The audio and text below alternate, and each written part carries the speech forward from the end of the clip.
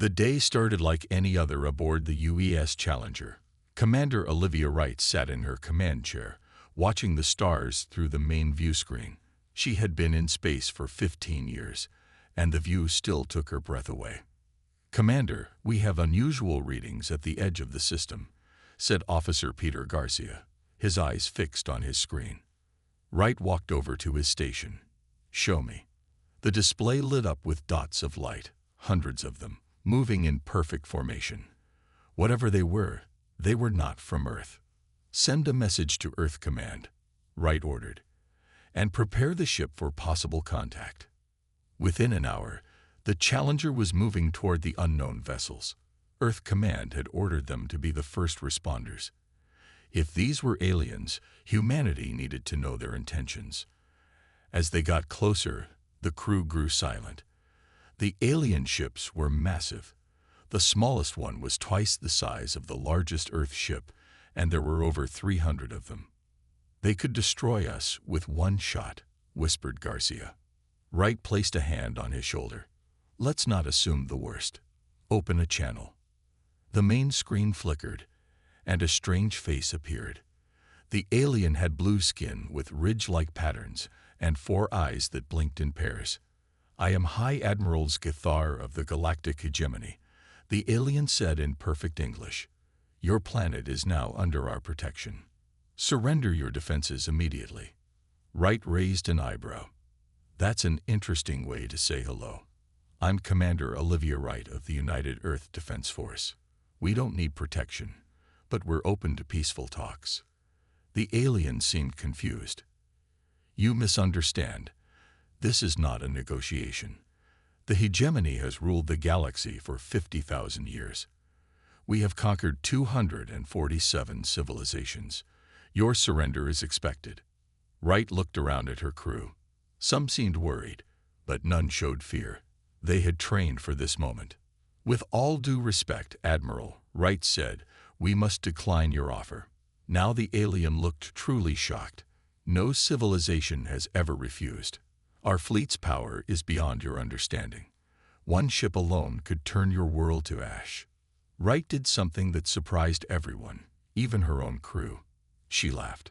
It wasn't a nervous laugh or a mocking one. It was the kind of laugh someone gives when they hear something absurdly wrong. "Admiral," she said when she stopped laughing, "you might want to reconsider your approach. Humans don't respond well to threats." Sicthar's 4 eyes blinked rapidly. "You find this amusing. Our armada has never failed to secure immediate surrender. Your laughter is concerning." "It's not that I don't take you seriously," Wright explained. "It's just that you've made some incorrect assumptions about Earth." The alien fleet began to move, forming what they considered an intimidation pattern around Jupiter. On the Challenger, the crew watched with calm interest.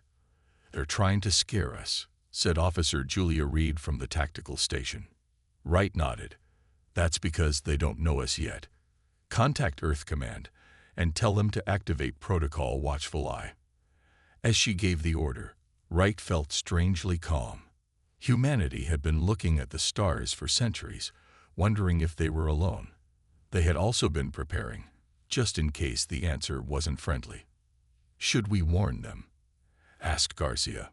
Wright shook her head. "They wouldn't believe us anyway. Some lessons have to be learned firsthand." As the alien fleet settled into position, Wright sent a message to Earth. 2 simple words that would start everything. "They're here." The game had begun, and the aliens had no idea they were playing by outdated rules. 3 days after first contact, the hegemony ships still orbited Jupiter. They hadn't moved closer to Earth, which Earth Command found interesting. "They're being careful," said Defense Secretary Natalie Ford during the emergency meeting in Geneva.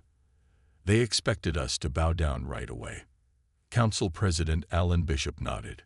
"And now, they don't know what to do." The room fell silent as the screens lit up. An alien ship had entered Earth's atmosphere with permission. It was small compared to their warships, but still impressive. It landed outside the United Earth Council building where guards stood ready. Senior diplomat Vralnok was tall and moved with grace despite Earth's gravity. 4 armed aliens followed him as he entered the council chamber. "Greetings," Bishop said, standing to meet the alien. "Welcome to Earth." Vralnok didn't bow or offer any greeting in return. "I am here to explain the benefits of joining the hegemony." Your commander's response was unexpected. Secretary Ford stepped forward. "Please, explain these benefits." The alien seemed pleased by her interest. "The hegemony offers protection from all threats. In exchange, we require only reasonable tributes. 20% of your planet's resources and 10% of your population for military service." Bishop's face remained calm, but his knuckles turned white as he gripped the edge of the table. "And if we refuse?" Vralnok blinked slowly. "No one refuses, but those who resist are pacified." "Pacified?"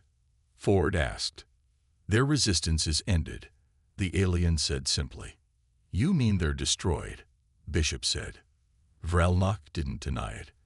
"It has happened only 3 times in our history. Most species understand the logic of surrender."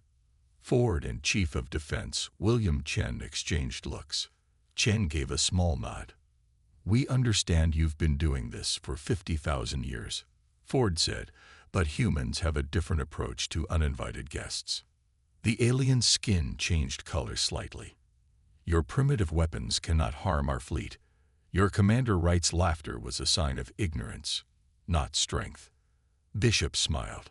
"Or perhaps you misunderstood her reaction." "Impossible," Vralnok said. "We have studied 247 civilizations. We know how developing worlds respond to superior force. And how many of those worlds had already survived their own nuclear age?" Chen asked quietly. "How many had already fought world wars against themselves?" The alien hesitated. "Your history of violence against your own kind is noted in our files. It is one more reason you need our guidance." Ford laughed, just as Commander Wright had done. "No, it's the reason you should have been more careful." For the first time, uncertainty showed on Vralnok's face. He quickly masked it. "You have 48 hours to surrender formally. After that, we will demonstrate our power in a way you cannot ignore." As the aliens left, Bishop turned to Ford. "Is everything ready?" "Yes, sir. All outposts have been notified. Operation Pandora's Box is in place." Chen looked at the departing alien ship through the window. "They really have no idea, do they?" "That's their weakness," Ford said. "They think they know everything about conquest because they've only conquered the weak. They've avoided any species that might give them trouble." "Until now," Bishop said. In orbit, Admiral Skithar received Vralnok's report with growing concern. "They showed no fear?" he asked. "None," Vralnok confirmed. "It was disturbing." Skithar studied the images of Earth. It looked so small, so blue, so vulnerable. Yet something wasn't right. No civilization had ever laughed in the face of the hegemony's might. "Prepare the demonstration fleet," he ordered. "We will target their moon base. Once they see its destruction, they will understand our power." What the Admiral didn't know was that deep inside the moon, humans were making final preparations of their own. Lieutenant Commander Jack Rice checked the status of the Luna Defense Complex one more time. "All systems ready," he reported. "The welcome party is prepared." And so both sides readied for their next move, each confident in their strength, but only one truly understanding what was about to happen. Deep inside the moon, the Luna Defense Complex buzzed with activity. Lieutenant Commander Jack Rice walked through the main control room, checking screens and nodding to the men and women at their stations. "Status report," he said. "All systems green," replied Officer Lisapadal. "Stealth platforms are in position. The aliens still haven't detected them." Rice smiled. "Good. Let's keep it that way." For decades, humanity had been building defenses in secret. They had always known that first contact might not be peaceful. While publicly focusing on exploration and science, Earth's governments had quietly poured resources into developing weapons that could protect the planet. The doors opened, and Fleet Admiral Diane Powell entered the room. Everyone stood at attention. "At ease," she said. "We don't have much time." Powell was a legend in the Earth Defense Force. She had helped design many of the weapons they were about to use. She walked to the center of the room and turned on the main display. Images of the alien fleet appeared, showing their positions around Jupiter. "For a century, we've prepared for this day," Powell said. "While we've explored our solar system peacefully, we've also built the means to defend it." She pointed to different parts of the display. "We have 5,000 stealth satellites armed with both kinetic and energy weapons. The aliens can't see them because we built them using technology we developed after studying a crashed alien ship 50 years ago." Murmurs spread through the room. Most junior officers hadn't known about the crashed ship. It had been Earth's most closely guarded secret. "We also have gravity manipulation technology," Powell continued. "It can disrupt their engines and weapons, and our quantum communications can't be intercepted or jammed." Ray stepped forward. "What about the Nemesis protocol, Admiral? Are we authorized to use it?" The room fell silent. Everyone knew about Nemesis, but no one had ever seen it activated. "Only as a last resort," Powell said. "President Bishop hopes we won't need it." On Mars Colony, Dr. Kelly Martinez and her team worked quickly to activate the planetary shield system. Similar preparations happened across all human settlements in the solar system. "Shield at 100%, Martinez reported over the quantum link. "Mars is ready." One by one, reports came in from Europa, Titan, and the asteroid belt colonies. All were prepared. Meanwhile, the aliens watched Earth's activities with growing confusion. Their sensors detected increased energy usage and strange signal patterns. "What are they doing?" Admiral Skithar asked his science officer. "It appears to be some kind of emergency response," the officer replied. "Perhaps they are finally realizing the hopelessness of their situation." Skithar wasn't so sure. Something about the humans bothered him. Their lack of fear seemed genuine, not based on ignorance. "Send more scout ships," he ordered. "I want to know everything they're doing." But the scout ships found nothing unusual. They couldn't see the thousands of weapons hiding in plain sight, protected by stealth technology beyond the hegemony's understanding. Back on the Luna base, Powell addressed the officers one last time before returning to Earth. "The aliens think they're the most advanced civilization in this part of the galaxy," she said. "They've conquered hundreds of worlds by intimidation alone, but they've never met humans before." She looked around the room at the determined faces. "They don't know that we've spent centuries fighting ourselves, developing weapons that could destroy our own world many times over. They don't know that our greatest strength comes from surviving our own violent history." Reyes nodded. "And they're about to learn." As Powell left, he turned to the main screen. The deadline was approaching. Soon, the hegemony would make its move, expecting an easy victory. "Ready all systems," Reyes ordered. "Let's show these aliens why humans aren't afraid." Across the solar system, humanity waited, ready to reveal the true extent of their power. The 48-hour deadline was almost up. The hegemony fleet moved away from Jupiter, heading toward Earth in perfect formation. Their ships arranged themselves in patterns they had used for thousands of years to conquer other worlds. Commander Olivia Wright now stood on the bridge of the UES Challenger, joined by 5 other human ships. To the aliens, it looked like a small, desperate defense force. 6 ships against 300. "They're entering attack range," Officer Garcia reported. Wright nodded calmly. "Open a channel to their admiral." Admiral Skithar's face appeared on screen. He looked confident, even pleased. "Your time has ended," he said. "Your bravery is admirable, but foolish. Surrender now and save your people unnecessary pain." Wright kept her face serious. "We understand, Admiral. However, before you attack, I'm ordered to show you something." "More delays." Skithar laughed. "There is nothing you can show me that will change what must happen." "Perhaps," Wright said. "But please look at these coordinates." She sent a signal, directing the alien fleet's attention to what seemed like empty space near Neptune. For a few seconds, nothing happened. Then space itself appeared to ripple and change. Where there had been nothing, thousands of weapons platforms suddenly appeared, becoming visible all across the solar system. The alien sensors went crazy as they detected countless weapons locked onto their ships. "Impossible," Scythar shouted. "How did you hide all this?" "We've been watching the stars for centuries," Admiral Wright explained. "We've had a lot of time to prepare." In the Hegemony command ship, alarms blared. Their targeting systems suddenly failed, showing only error messages. "What's happening?"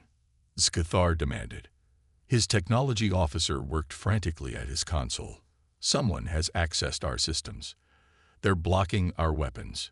On Earth, Lieutenant Samuel Rivera sat at his station in the Cyber Defense Center. His fingers flew over his keyboard as he continued his attack on the alien systems. He had secretly entered their network days ago when they first arrived. "We're in," he reported to his commander. "Their weapons are locked down." Back on the Challenger, Wright watched as confusion spread through the alien fleet. Some ships tried to turn, but they moved slowly, as if something was interfering with their engines. "You're not the first advanced civilization to visit us," Wright told Scythar, "just the first to threaten us so openly." The Admiral's four eyes widened. "What do you mean?" 50 years ago, one of your scout ships crashed on Earth," Wright explained. "We learned a lot from it, including how your stealth technology works and how to make our own version." For the first time, fear showed on Scythar's face. "That's not possible." No scout ship was sent. He stopped suddenly, realizing the truth. "The lost exploration vessel. You found it." Wright nodded. "We did, and we've been expecting something like this ever since." The alien fleet tried to regroup. Their backup weapons came online, targeting Earth's moon. "They're preparing to fire on Luna Base," Garcia warned. Wright watched calmly. "Let them try." The Hegemony's main battleship fired a massive energy beam directly at the moon. Everyone watched as the beam raced toward its target. Just before impact, a shimmering shield appeared around the moon. The beam hit it and scattered into thousands of harmless light fragments. "Shield holding at 98%, came the report from Luna Base. Scythar stared in disbelief. "What are you?" "We're humans," Wright answered simply. "And we've been fighting wars against ourselves for our entire history. Did you really think we wouldn't be ready for someone else?" The alien admiral looked at his fleet, now surrounded by human weapons that had been invisible moments ago. He had never faced a situation like this before. "What happens now?" he asked quietly. Wright's expression remained neutral. "That depends on your next move, Admiral." Admiral Scythar had never faced defeat in his long career. For a moment, he sat frozen in his command chair. Then his training took over. "All ships, begin attack pattern Omega," he ordered. "Focus fire on their main defense platforms." The Hegemony ships fired their energy weapons at once. Bright beams cut through space toward the human defenses. The aliens expected to see explosions, but instead, the beams hit invisible shields and scattered harmlessly. In the Earth Command Center, Director Grace Bennett watched the battle on the main screen. "Activate ATLS network," she ordered. Across the solar system, thousands of human defense platforms began their carefully planned response. Instead of matching the aliens' brute force, they used precision. Small drones shot out from hidden bases and attached themselves to key enemy ships. Once connected, they sent pulses through the hulls that disabled weapons and engines. "What is happening?"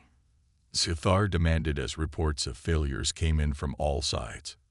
His technology officer looked up from his screen. "They're not trying to destroy us. They're just turning us off." On 3 Hegemony ships, the lights went out completely. They drifted silently, all systems dead. 97 enemy vessels disabled, reported Officer Julia Reed aboard the Challenger. No casualties on either side. Commander Wright nodded. That's exactly what we wanted. But the hegemony fleet was vast. A second wave of ships moved forward, changing their tactics. They targeted the smaller human outposts near Mars, hoping to find a weakness. Their weapons hit the Mars colony shield with tremendous force. For a moment, the shield flickered. Mars colony shield at 60%, came an urgent report. They've found a resonance frequency that's affecting our defenses. In Luna Base, Lieutenant Commander Rice contacted Fleet Admiral Powell. The second wave is breaking through at Mars. Should we increase power to their shields? Powell's face was grim on the screen. No, it's time for Nemesis. Those words sent a chill through the command center. Everyone knew what Nemesis meant. Powell contacted the UES Defiance, positioned near Saturn. Captain Donovan, you are authorized to activate Nemesis protocol. Captain Eric Donovan stood on his bridge, looking at the special console that had never been used before. Understood, Admiral. Nemesis activating now. He placed his hand on the scanner, and a series of codes appeared. He entered them quickly, then pressed the final button. Nothing seemed to happen at first. Then, near Mars, space itself began to change around the attacking hegemony ships. The fabric of reality appeared to bend and stretch. To the human observers, the alien ships suddenly slowed down. Their movements became slower and slower until they appeared to stop completely. Admiral Skithar watched in horror as 1/3 of his fleet froze in space. "What have you done to my ships?" he demanded over the communications channel. "Time dilation field," explained Admiral Powell, joining the conversation. From their perspective, only seconds are passing while years go by for us. They're effectively removed from the battle without being harmed. The remaining hegemony ships stopped their attack. For the first time in their 50,000-year history, they began to retreat. "This isn't possible," Skithar whispered. "No species has ever beaten you." Reich finished his sentence. "Maybe that's because you've only ever picked fights with developing worlds." The Admiral looked at the human commander with new eyes. "You could destroy us all right now. Why don't you?" "Because that's not who we want to be," Wright answered. "We're defending ourselves, not conquering others. That's the difference between us." As the hegemony fleet pulled back to a safe distance, humans across the solar system celebrated their first victory against an alien threat. But Commander Wright didn't join the celebrations. She knew this was just the beginning. The real challenge would be what came next. 3 days after the battle, Admiral Skithar stood alone in a meeting room aboard Earth's orbital diplomatic station. Through the window, he could see his remaining ships, surrounded by human defense platforms that were now clearly visible. The door opened, and Earth's leaders entered: Council President Alan Bishop, Secretary Natalie Ford, and Fleet Admiral Diane Powell. "In 50,000 years, Skithar said quietly, no species has ever laughed in your face," offered Bishop. "Perhaps that's because you've been bullying younger civilizations." The alien's skin changed color slightly, a sign of deep emotion. "We are not bullies. We bring order to the galaxy." "By threatening destruction?" Ford asked. "By offering strength and protection," Skithar insisted. Powell stepped forward. "Let's be honest with each other. Your empire has deliberately targeted developing worlds, hasn't it? You avoid species that might challenge you." The Admiral was silent for a long moment. Then he nodded slowly. "It is our way. The hegemony seeks to grow without unnecessary losses. Our leaders identify worlds that will add value to our empire without posing threats." "But you miscalculated with Earth," Bishop said. "Yes," Skithar admitted. "Your world is unique."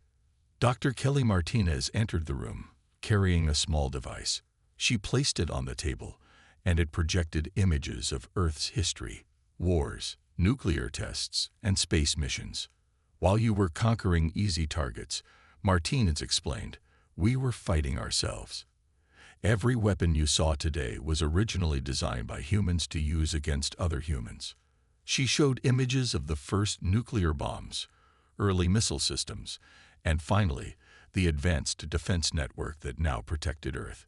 Our history of conflict prepared us for this moment, she continued. We hoped for peaceful first contact, but we prepared for the worst. Scathar studied the images carefully. You could have destroyed my entire fleet, he realized. Why didn't you? Because that's not who we want to be, answered Secretary Ford. We're defending ourselves, not seeking conquest. That's the difference between us. Bishop leaned forward. Now, Admiral, you have a choice to make. You must report this encounter to your leaders, the first failure in your empire's history. The alien seemed troubled. The Hegemony Council will not understand. They may send a larger force. Which would be a mistake, Powell said firmly. What you've seen is only a fraction of our capabilities. What do you propose? Scathar asked. An alliance, Bishop answered. Not as subjects, but as equals. Your empire has technology and knowledge we could benefit from, and we have clearly demonstrated our value as well. The Admiral considered this. In all our history, we have never had equals, only rulers and subjects. Then it's time for history to change, Ford said. Scathar walked to the window and looked out at the stars. If I agree to this, I will likely lose my position, possibly my life. Or you could be remembered as the admiral who opened a new chapter for your people, Bishop suggested. Sometimes the bravest thing a leader can do is admit when the old ways no longer work. The alien turned back to face them. What about my ships caught in your time fields? We can release them whenever you wish, Powell said. They'll never know any time has passed. Scathar was silent for a long moment. Then he did something no Hegemony admiral had ever done before. He bowed to another species. I will speak to my council, he said. I cannot promise they will listen, but I will try to make them understand. As the meeting ended, Martinez approached the admiral. I'm curious, in all your empire's history, has no one ever simply asked why you do things this way? Scathar blinked slowly. Questions are not encouraged in the hegemony. Well, Martinez smiled. You'll find that humans have a lot of them. For the first time since arriving at Earth, the admiral made a sound that might have been a laugh. 6 months after the battle, Earth's orbit looked very different. A new fleet had arrived, but these ships came in peace. The Hegemony Diplomatic Corps vessels were smaller and carried no visible weapons. Leading this mission was Grand Ambassador Scathar, formerly High Admiral. His report to the Hegemony Council had changed everything. On the observation deck of the UES Challenger, Commander Olivia Wright waited. When Scathar entered, she noticed immediately that his uniform was different. Blue instead of black, with fewer medals. Commander Wright, he greeted her, bowing slightly. It is good to see you again. Ambassador, she replied with a smile. Congratulations on your new position. The alien made a sound like a short laugh. It was a demotion, as you know, but perhaps a fortunate one. They walked to the window, looking out at Earth below. The news of our encounter has spread throughout the hegemony, Scathar said. Many worlds have heard that a primitive species defeated our greatest fleet. And how has that been received? Wright asked. As you might expect, some of our subject worlds are now questioning their place in our empire. They are asking for the same treatment Earth has received. Wright nodded. Changes can be difficult. Your people have created something remarkable, the former admiral admitted. Not just your technology, but your restraint. You could have destroyed us and taken our ships, claimed our territory. That wasn't our goal, Wright responded. We just wanted to be left alone. Though now that we know what's out there, isolation isn't really an option anymore. Scathar looked thoughtful. In my 50 years of service, I conquered 17 worlds for the hegemony. Not once did I consider that there might be another way. The ship's intercom interrupted them. Commander, the signing ceremony is ready to begin. In the main conference room of the United Earth Council building in Geneva, representatives from both civilizations gathered. The Sol Accords would establish humanity as an independent ally rather than a subject of the hegemony. Council President Bishop addressed the group. Today marks a new beginning, not just for Earth, but for the galaxy. We enter this agreement as equals, ready to learn from each other. The hegemony representative, an elder alien named Krelvax, seemed less enthusiastic. The Council has approved this unprecedented arrangement only because of the unique circumstances. Secretary Ford smiled. Perhaps other unique circumstances will arise as more species are treated with respect rather than threats.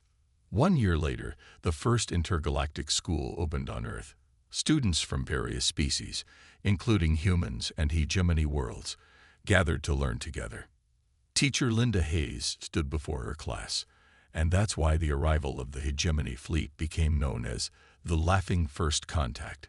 She explained, "Sometimes, the most powerful response to intimidation is simply not to be afraid." A young alien with blue skin raised a hand-like appendage.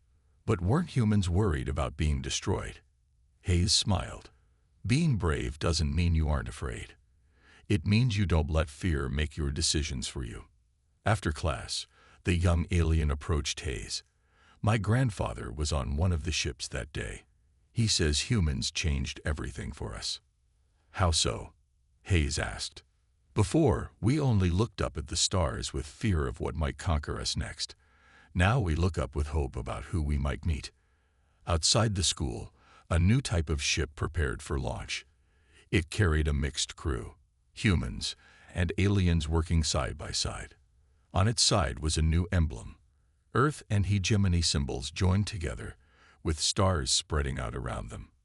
Commander Wright watched from the control room as the ship departed on its mission of exploration rather than conquest. "Look at that," Garcia said, standing beside her. "Who would have thought our laughter would change the galaxy?" Wright smiled. "Sometimes the most revolutionary act is simply refusing to be afraid."